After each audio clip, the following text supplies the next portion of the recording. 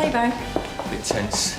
It's the waiting. Well, they're swearing in the jurors now. Can you do the first witness so you won't be hanging around long? All right if I make a phone call to my wife? Yeah, OK. Don't be long, though, because they'll call for you soon.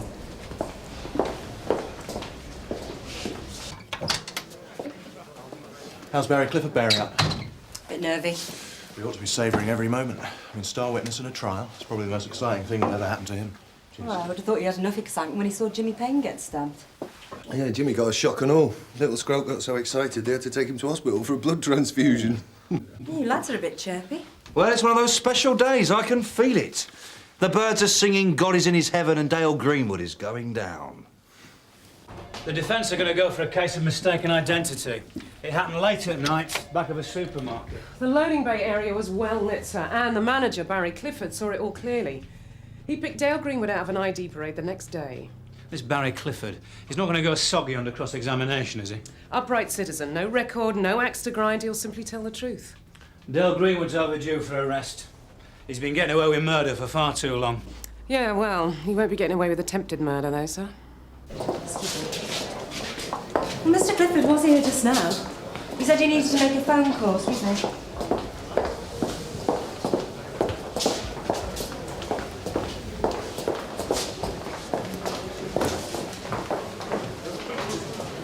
Oh, sorry.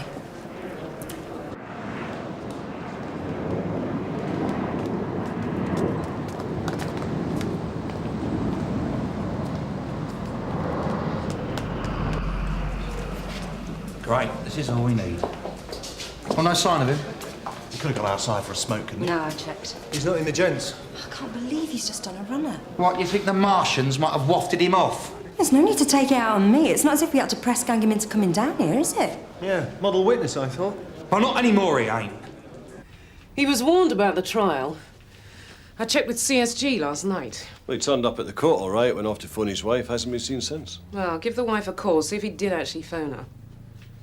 We got a number? No, CSG will have it. Tina Wallace is the person to speak to. Well, it's been adjourned till after lunch, and the judge wants Barry Clifford brought before the court. Don't we all? Now, Rod, you Your stay... case is not looking too clever, is it, mate? Maybe I should just acquit my brother now and be done with it. Frank Greenwood might be laughing, but I'm not. I think you owe me an explanation, Mr. Carver. Oh, do I? Well, even if I did, Jimmy, I haven't got the time right now. Rod, you stay here, keep the CPS sweet. We'll go and see if Barry Clifford's gone back to his flat. Right. Of course I'm owed an explanation. It was me that got stabbed, wasn't it? I came here expecting to see justice done. We all have our disappointments in life, Jimmy. Could Mrs. Clifford be at work? She doesn't. Got 2 small kids. You could always try the supermarket where Barry works. Well, hang on, though. He's been off work the past couple of days. Why is that? Been under the weather, he said. When did you last speak to him, Tina? Yesterday. He rang the crime support group to say he'd received the court warning. Then we had a brief chat.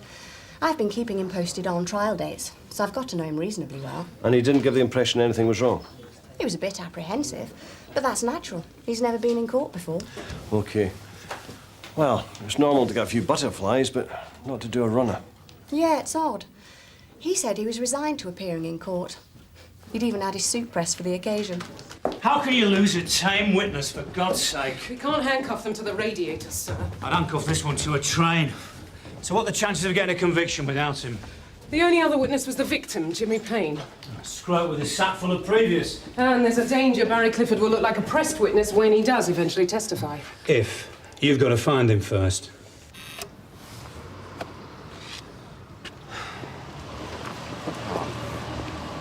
Mrs. Clifford, I'm Detective Constable Carver. This is WPC Croft. Oh, yeah, I remember you. You came to see my husband that time. Yeah, that's right. It was after the stabbing incident. It's because of your husband that we're here now. Well, he's in court today. I would have thought you'd know that. There's something wrong. Can we go inside? Yeah, of course. Come on. Your husband left court today without giving evidence. He said he was going to phone you, did he? Well, I've been out shopping, so I wouldn't know. Oh, right. I don't quite understand. Left court? Well, he turned up, he took a seat, and next time we looked, there he was. Cheers. Gone. I understand he's been off work. Is he sick? Well, not sick exactly. He's been getting these sort of tension headaches. I don't know. All this business, it's been getting him down. In what way? I don't know, he won't talk to me about it. Things have been a bit difficult between us lately. But now you've got me worried. Do you think he might be in a depressed state of mind? Well, it's obviously upset him. I mean, he's working late and sees some guy get stabbed. Do you know where he might have gone? He could always try his ex-wife. She lives a couple of miles away. He's been going around there a lot recently. Lovely. If you have a look through these, madam, that should help. Jimmy Payne. Thought you were supposed to be in court telling him about your dice with death. Didn't quite work out that way. That's why I'm here. To complain about police incompetence. Yeah, well, you'll have to join the queue.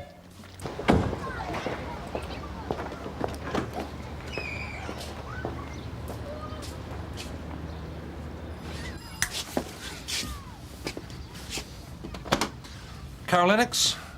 Police? Had a feeling you'd show up. Ah, so you know we're looking for your ex-husband? He's over in the park with the boys. The boys? My sons. His too, not that he likes being reminded. When you see him, tell him to bring them back. I shouldn't have let him take them over there. Is there something wrong, Carol? Well, you stay here, Suzi. I'm going to have a word with Barry. OK. Do you mind if I come in?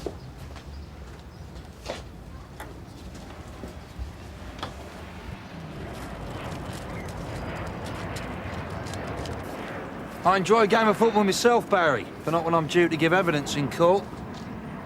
I'm sorry, Jim. You and me both. What happened? I panicked. I was all braced to go through with it. But when it came to the crunch... But you were there as a witness, Barry, not the accused. All you had to do was tell the court what you saw that evening. I'm still seeing it. Every night when I close my eyes. All that blood. I'm amazed the bloke lived. He nearly didn't. Look, I never asked to get involved. I was a chance witness. But you are involved, whether you like it or not. One chance moment and your whole life can be changed by it. I know it was an unpleasant experience, but that's going a bit far, isn't it? Let's talk about this indoors, anyway. Your wife wants the boys back inside. Ex-wife. I've got two families. Two families to think about, Jim. Come on, kids. I knew Barry wouldn't testify. You mean he never intended to? He showed up at court. Oh, he wanted to testify. He didn't want to let the police down. So why did he? He came over here last week in a real lather. He told me he's been getting phone calls at work. What kind of phone calls? Anonymous. Some man warned him not to give evidence against Dale Greenwood or else. He was threatened? Not him. The boys. They've threatened to hurt the boys. I've been going out of my mind. Sorry you've been kept waiting, Jimmy. Being kept waiting's the least of my problems. What do you mean by that? Dale Greenwood's gonna walk, that's what I mean. Look, the trial's only been adjourned till after lunch. Didn't DC Carver explain? He wouldn't give me the time of day, your Mr. Carver. Anyway, it was you I came to talk to. You're his governor, aren't you? Yes, but I'm not directly involved in this case. I wish I could say the same. I was a prat going along with the police. He took advantage of me. Who did? That Carver. When I was lying there half dead in hospital, he comes along and persuades me to grass up Dale Greenwood. Tells me the police has got an ace witness. Even if the jury didn't believe me, he said they would the witness on account of him being respectable. Look, we don't know exactly why Mr. Clifford's gone wobbly on us I yet, don't but... care why. All I care about is Dale Greenwood's going to be coming after me again. And if he don't, his brother Frank will. What's Frank Greenwood got to do with this? Forget it. You're not interested in the likes of me. Except when you can use me to catch the bigger fish. And you can't even do that right. So, someone's been putting the frighteners on you. You didn't mention that in the park. I wouldn't have mentioned it at all. And you shouldn't have told them. It's a serious matter, Barry. You should have informed us. I was warned not to. What exactly did this man say to you on the phone? He said if I gave evidence, my kids would pay the price. He didn't go into detail. He didn't need to. I got the drift. And you've no idea who it could have been? Well, someone who wants to see Dale Greenwood go free, obviously. How should I know? I'm not acquainted with gangsters. But why go through that charade at court? Thought if I turned up at court, I'd find the nerve to go through with it. But I can't. I just can't. Barry, you were summoned to give evidence. You can't just say, no, on second thoughts, I'll sit this one out. You mean I might get into trouble? Well, you'd have to go before the judge and explain yourself. It wasn't him. It was me. I told him to forget about being a public-spirited citizen. Told him his duty was to his children. It's me you should arrest. No one's been arrested, Carol. And there's still time to change your mind. I just don't know what to do for the best. If I agree to go through with it... No, you said you wouldn't. I can't just leave them in the lurch, You Carol. promised me you wouldn't testify. It's not about him. Can't you see that? She's right. I mean, if it was me being threatened. But the kids, I can't put them at risk. No, you can do what you like. I'm not giving evidence. We're talking about people who stab each other over a minor insult. But you and your family would be offered police protection, Carol. And then what? I've heard about witnesses who've had to change their names, change homes. Yeah, but with Barry's help, we can find the man who made the threats. Barry has given you help, remember? And this is what happens. If these animals want to knife each other, why should we care? So Barry Clifford's been got at. Any idea who it might be? Well, the #1 contender must be Frank Greenwood, Gov. I mean, he's not Dale's brother for nothing, and he was looking pretty smug when I saw him at court. I know Frank. He assaulted an officer at Stafford Row one time. And Jimmy Payne mentioned him this morning, so maybe there's something in it. Look, Jimmy's got a stall at Loftus Street Market. You and Suzi go and have a word with him.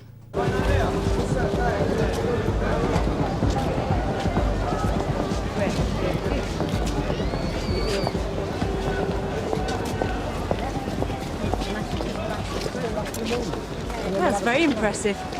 Could almost believe it was the real thing. They've got you on skivvy duty now, have they? I'm not surprised after this morning's cock-up. Jimmy, can we talk somewhere? Hold the fort. OK.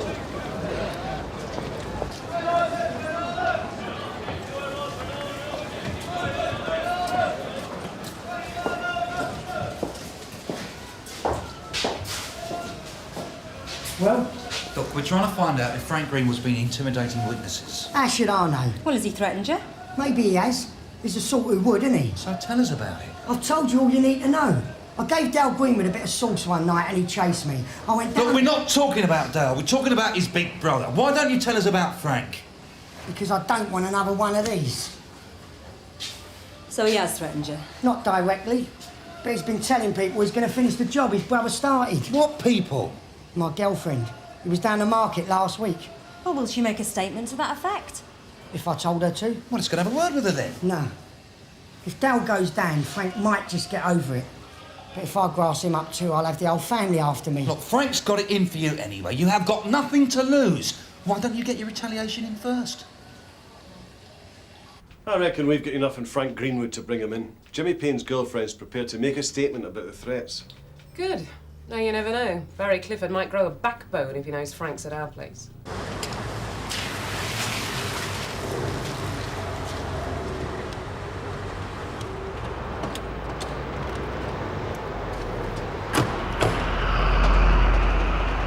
Frank Greenwood owned this place? He's a partner, I think. Look, the DI reckons he thumped an officer at Stafford Row once. So he can't be all bad. Frank Greenwood! What do you want? You, at Sun Hill. What for? We'd like to ask you a few questions. Look, I've got a business to run here, right? I've already wasted my time this morning in court. By the way, that witness of yours turned up yet? It's our witness we'd like to talk to you about. Look, that is your problem. That is not mine. If you wouldn't mind. It's going to make any difference? Mrs. Clifford, ma'am. Asked to speak to somebody in CID. Thanks, George. Mrs. Clifford, Detective Inspector Johnson. How can I help? I've got some information I think might be useful to you. Right. Just stay here, I won't be long. Look after Toby, all right? George, can you keep an eye on the children, please? Michelle? This is about your husband, I take it. He's just told me about the threats. We had a row about it. You mean he hadn't told you before? That's what the row was about. He should have told me. Carol's sons aren't his only children, you know. He's got two by me. What makes him think it was only her kids that stood to get hurt? Fair point. You said you had some information. I can give you a description of the man who's been making the threats. But how can you if you weren't even aware of them? I picked Barry up from work one day last week, and I saw him talking to a man in the supermarket car park. So what's so sinister about that? Well, when Barry got into the car afterwards, he was trembling. I asked him what it was about, but he just said it was some customer with a complaint. Some complaint if he was trembling? That's what I thought. But then I just put it out of my mind. Can you describe this man? Burly, tough-looking bloke. Black leather overcoat. It makes me mad that he tells her and not me. But then she always gets preferential treatment. Gets a great chunk of his wages while I have to make do with what's left over. What would you have done if he'd told you before? I'd have been straight down here. Well, maybe that's why he kept quiet. Didn't want the police brought into it. He's selfish, that's all. Only sees things from his point of view.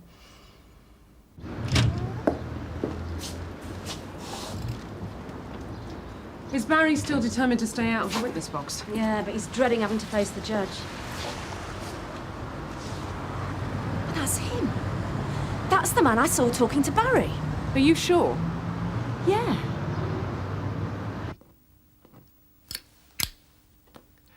Look, you can see my brother walking, so you just decided to mess up my day, right? No, Frank. You've been brought in because we know you've been trying to intimidate Jimmy Payne. A girl guide could intimidate him. Yeah, well, I wouldn't be too sure about that, Frank. He might have more bottle than you think. We also have reason to believe you've made threats against a witness, Barry Clifford. Did you meet Barry Clifford last week behind the supermarket where he works? Barry Clifford. He's the witness that has gone missing, isn't he? Yeah, well, we found him. And we've talked to him. Did you threaten him, Frank? You what? Did you tell him his children would be harmed if he gave evidence? If he said that, he's lying. So what did you talk to him about? I've never been near the guy. We've got a witness. You had a witness this morning. That's the things about witnesses. Very unreliable. Did he say I threatened him? Yeah. Tina, you were in contact with Barry Clifford quite a lot, weren't you? They kept putting the trial dates back, so I was having to keep him up to speed. Did he ever talk about his private life? Never talked about anything else. Yeah, I hear he's been pouring his soul out to you over the phone. He sees you as the human face around here. Sometimes I had to remind him I work for the police, not the Marriage Guidance Bureau. That's the impression I got from Jenny Clifford, that it's not exactly the happiest of marriages. Well, I don't know it's the marriage so much as the financial pressure. But he's got a decent job, and with overtime, he must take home a reasonable wage. Yeah, but he's got 2 families. More to the point, he's got 2 lots of kids, 4 in all. And he got clobbered by the child support agency. They increased his payments to the children by the first marriage. He'd just about been able to cope until then. Oh, no wonder he's been getting headaches. Desperate's the word. First you tell me I'm going to be hauled up before the judge, now this. The DI wants to have a chat with you, Barry, that's all. Come on.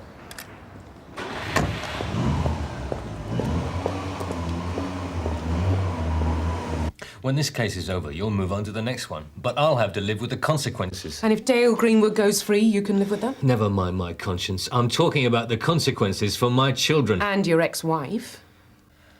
I'm not trying to say it's all down to her, just that her point of view has to be respected. I do respect it. If I was in her position, I'd be panicky too. I'd have probably put the same kind of pressure on you. So you do understand? I'm starting to. Would you, call yourself a truthful man, Barry? What are you getting at? Would you? Well, I try to be. I'm no saint. But basically, you're a truthful man. That was your attraction as a witness. I don't know what you're driving at. When your wife saw you talking to Frank Greenwood, you told her he was a disgruntled customer. Well, yeah, Although you knew he was actually Frank Greenwood, brother of Dale. Yes. But you told your ex-wife you didn't know the identity of the man who was threatening you. Let alone that you'd met him. He warned me not to mention his name to anyone. The fact remains you lied to your wife, and you lied to your ex-wife. And you lied to us. You turned up at court pretending you were ready to testify. For God's sake, OK, I told a fib. That's an awful lot of fibs. For a truthful man. This is unbelievable. I witness a crime and I'm the one who ends up being treated like a criminal. Would you like to tell us about the biggest fib of all, Barry? What are you talking about? I'm talking about Frank Greenwood. He contacted you, all right, but not to make threats. Did he make you an offer? Offer? What do you mean? Like you said, you're no saint. Maybe you were tempted. You've been frantic with worry about your financial situation. That's ridiculous. Lately. I bet the idea terrified you at first, but then you thought, well... I'm not answering any more questions. You've got no right... They say every man has his price, Barry. What was yours? I think Frank's ready to tell us, don't you? Don't suppose he'll be sacrificing himself to save you, eh? What did he offer, Barry, $1,000? That hole you're digging, Barry, it's getting deeper by the second. If you're concerned about your children... Leave my kids out of it. It was you who brought them into this. How do you think this will affect them? What did he offer, Barry? $2,000? Barry... 3.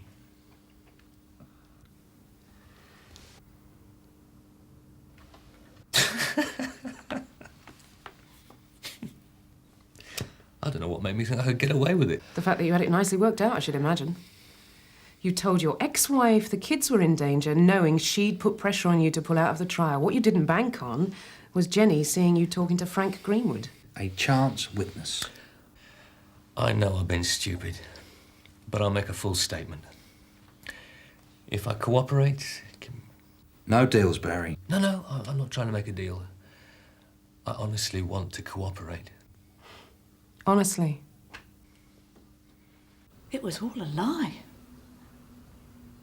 The boys were never in any danger. You didn't know he'd made it up? No, of course not.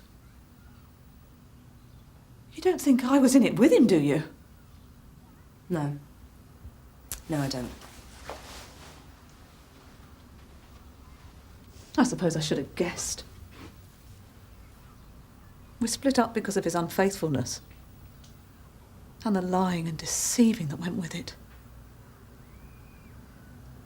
It's ingrained in him. What'll happen to him? Well, he could be charged with conspiracy to pervert the course of justice. Will he go to prison? It's quite likely. As if things weren't difficult enough. No wonder he's been going round to Carol's lately. Here I was thinking they were getting close again, but he's used both of us one way or another. Will you be all right? I'll manage. I'm going to have to, aren't I? Well, we've got Barry Clifford in the bag, but he is somewhat discredited as a witness, wouldn't you say? Well, Frank Greenwood's done the job for us, hasn't he? I mean, bribing a witness is as good as saying my brother's done it. Yeah. So Dale Greenwood's going down anyway. And his brother with him. How did Carol Lennox take it? On the chin. She said Barry was such an accomplished liar, he could have been a criminal. Well, he is. Now.